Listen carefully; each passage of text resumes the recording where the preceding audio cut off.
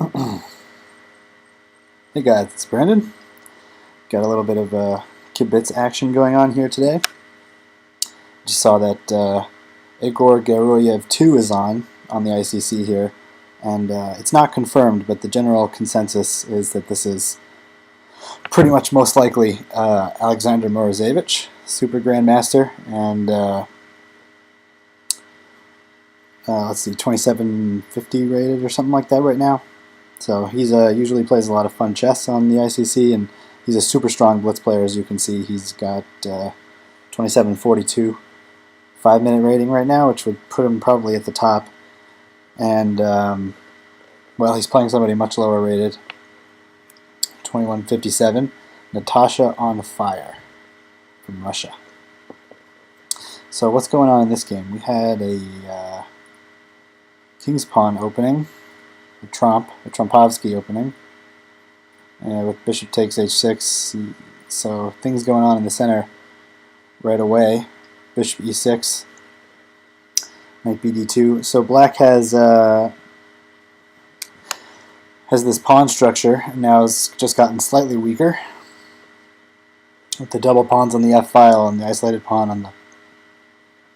on h7. But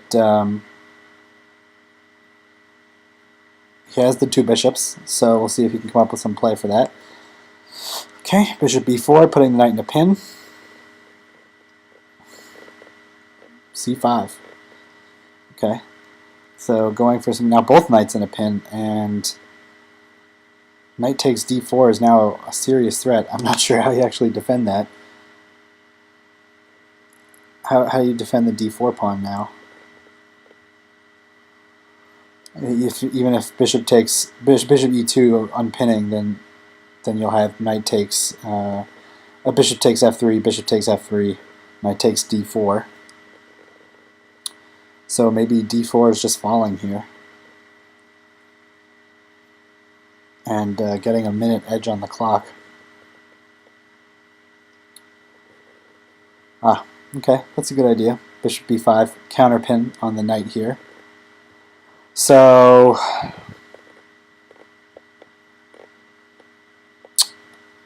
maybe black could just castle here. If black castles, then this bishop will probably take the knight just to hang on to d4, and black's pawns would be pretty rough with lots of double pawns and lots of weaknesses. But the two bishops and chances for some attack or something. This doesn't unpin the knight, obviously. It's just walking into a different pin. I mean, it's not a... Technically, the knight could move, but the queen would fall with check, so that won't be happening.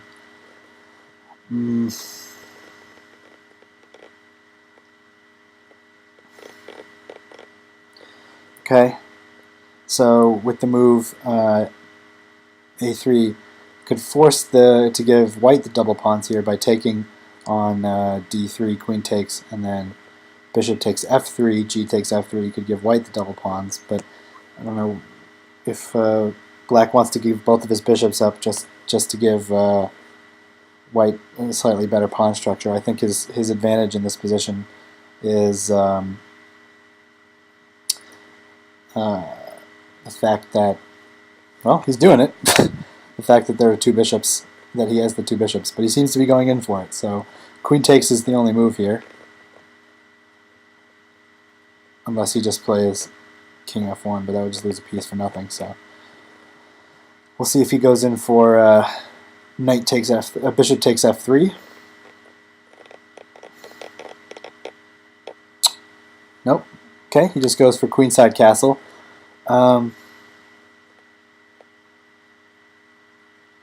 Yeah, I mean, this position seems okay for white, honestly. Even maybe just queenside castling for white. Giving him this tempo, though. Not sure about that. So now the king's stuck in the center. Maybe there was a threat that I missed. Yeah, the queen putting pressure on the f6 pawn. And now if h3, I guess the idea is to, I don't know, maybe go back to, Wow, what? Sacking the exchange with the knight coming to e5 and then playing rook takes e5 and d4. What is going on here? I have no idea.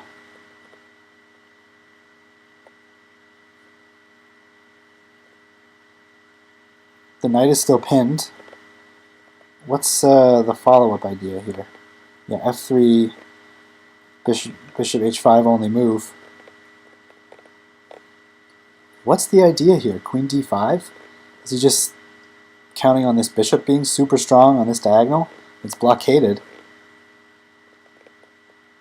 Now finally trying to deal with this pin, but maybe even bishop to a4.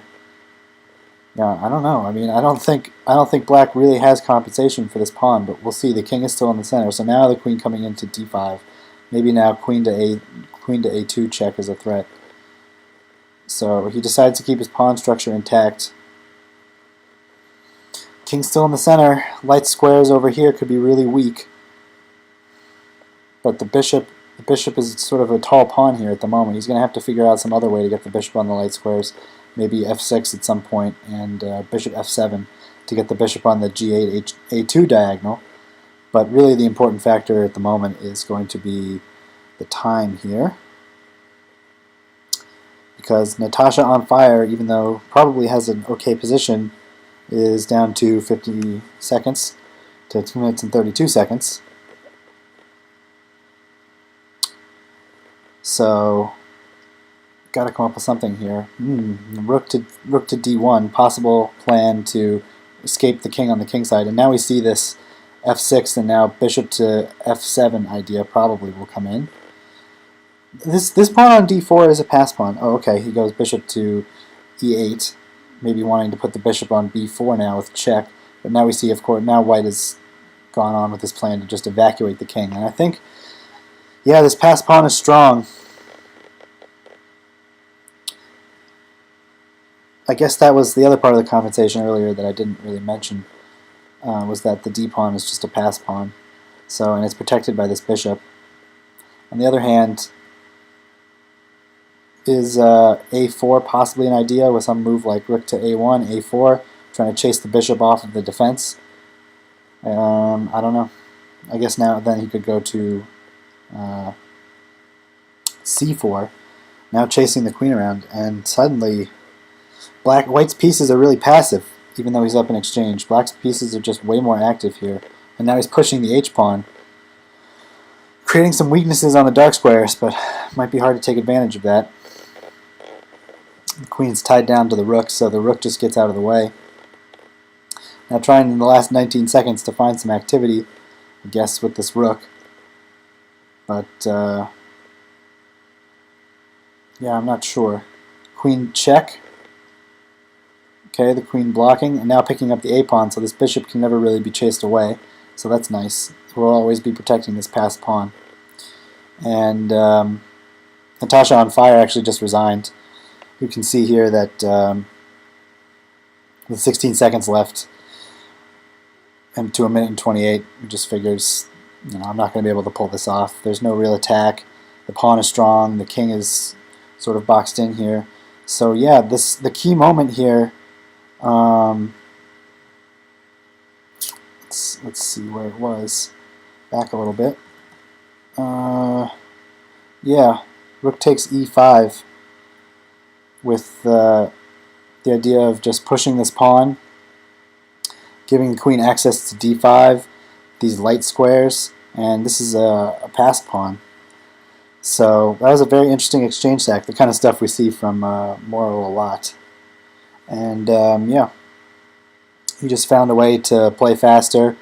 He went with this f6 move eventually, as I suggested, to reroute the bishop and get that bishop on this diagonal here. Very strong diagonal where it will cover the d3 point, and eventually just sort of grabbed an extra pawn. So now he's got a pawn for the exchange, or is it 2 pawns? 4, 5, 6, 3, 4, 5. 1 pawn for the exchange, but it's a very strong pass pawn, and he doesn't have any time left on the clock. So just a resignation there. Okay, So we've got another 5-minute game here from Moro versus Photon, or Photon, IM. Let's just see if there's a name. His name is Kirillov Mikhail from Russia. Don't know. So what's going on here? We have one knight f3 being... Oh, King's Indian now. So we have a transposition into a mainline King's Indian here. So knight h5 is a little different. The most common move is knight c6, where d5, knight d7. Very common Mar del Plata version would be like knight e1, knight d3, and then we get black rushing down on the king side and white trying to win on the queen side. But black has gone with this knight to h6 idea, and I don't play this variation of the King's Indian, so I don't really know the theory too well here. But I guess the idea would be a quick f5, maybe. But I don't know, the knight seems a little exposed on that square. If this knight were to move at some point, then the bishop and the queen would have a battery on this h5 square. And now Moro electing to trade queens and stick his knight on d5, and the bishop on g5 here. So now back to e3. So he's created... This bishop has become sort of a bad piece. He's got a somewhat strong knight here on d5, but that knight won't stay there forever. Black will play c6 and then chase the knight off of this d5 square. I guess it could go to e7 check and pick up the light square bishop, but it seems like a lot of moves just to trade bishops. So I don't think we'll see that. But yeah, maybe just grabbing the bishop pair is worth something. I don't know. Okay, so he plays bishop to e6 first. Maybe the follow-up idea will be c6. Yeah, now knight d7 doesn't pick up the light square bishop. So g3 was played just to keep the knight out of f4. Pretty common. And now playing bishop to f8. Now the idea is to get the bishop on a diagonal where it's doing something, and possibly also give the knight a retreating square to g7, where it could maybe come into e6 and then to d4 later. If, like, you might envision something like bishop f7, knight g7, and then knight e6. But black maintaining... Oh, okay. Deciding to trade dark square bishops to bring the knight sort of back into the game, but chasing the knight quickly. And where's the knight going to go? Just back to the rim. So I think black is a little bit worse here. These knights need to find squares, but white has to take some precautions to get some play quickly here, because if he doesn't, then black could probably just equalize.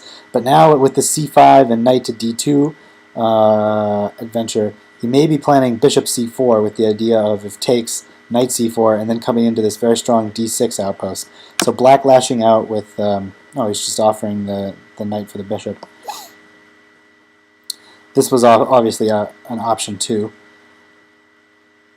Yeah, now taking, and then... Okay, so taking first on the d file. But now black has control of the d file. So something like bishop takes, and then, okay, this move. Yeah, I guess the idea is knight d6, then the b pawn is hanging. So how's he going to cover the knight? Still the d pawn is hanging. The b pawn is hanging, so rook takes b4 is just played right away. Trying now to get counterplay on the b pawn, b7 pawn. So this was the idea. The knight on b6 blocks the rook's defense of the b7 pawn. So, okay. Bishop to f1, creating potential back rank mating threats. But at the moment, the knight is covering the b1 square, so that there's no checkmating threats at the moment. But now the knight coming to e6 is attacking the c5 pawn. So black creating a escape square. Whoa, wait a minute. But what about the knight on c7? Isn't the knight on c7 hanging? But then the knight on b6 hangs. So black seems just to be up a pawn here. I'm not entirely sure. Yeah. I don't know what compensation. I don't think he has any compensation for the pawn, but moving his pawns on the king side. I mean, the rook is active on the 7th rank, but pawn is a target, so the rook is sort of tied down to the c6 pawn. But ooh, a blunder there. Yeah. Rook to b3 is a blunder, just falling into an exchange here with bishop c4, and now the pawn falling. So this is just now an exchange up for nothing for white. Just a straight out blunder there. Yeah, now giving up another pawn just to avoid the rook coming in. And okay, he goes with rook check first. I mean, this is just, of course, winning for white. So up a pawn in an exchange now. So I guess the idea will be just to push the f pawn and try to queen it. I guess he has to push it now. Nope, just goes one for check. Now push. Yeah. He's going to try to run the f pawn home, and the knight can always... Probably.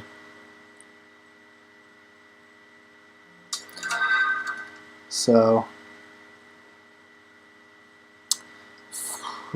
h3. Rook check. So now the rook defending. And now, yeah, how's he stopping the pawn from queening? Yeah, knight e6.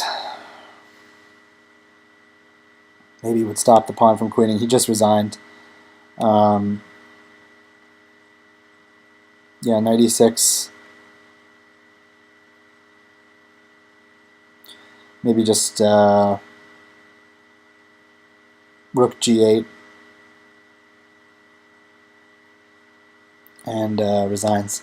So an interesting game there. It was a King's Indian where I think actually black was just doing really well until he just blundered. Coming up in a couple moves here. Yeah, he just blundered with this rook b3 move, just walking right into bishop c4 check, picking up the exchange, and then this pawn here. So, you know, what can you say? Sometimes things like that happen.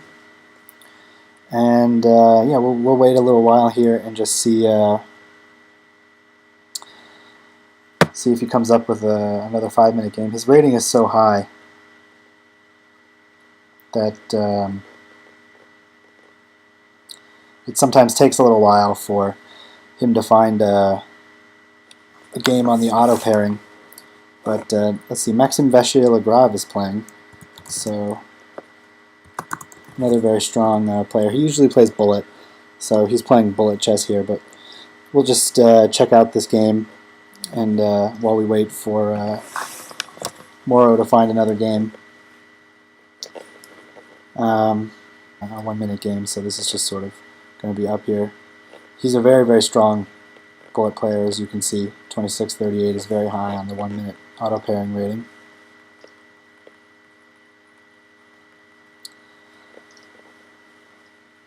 So picking up the dark square bishop maybe if he wants to here, or just going after the g pawn. This is an IM from Bulgaria, Panbuk. So just castling. Knight f6 check. Knight f6 could be a move at some point. Wow.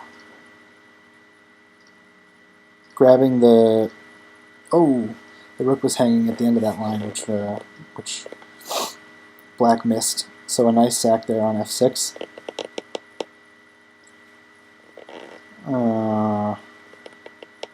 Yeah, this is going to be trouble pretty quickly.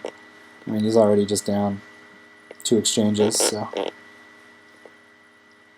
not much to say, and just up a whole lot of time. So yeah, it doesn't seem like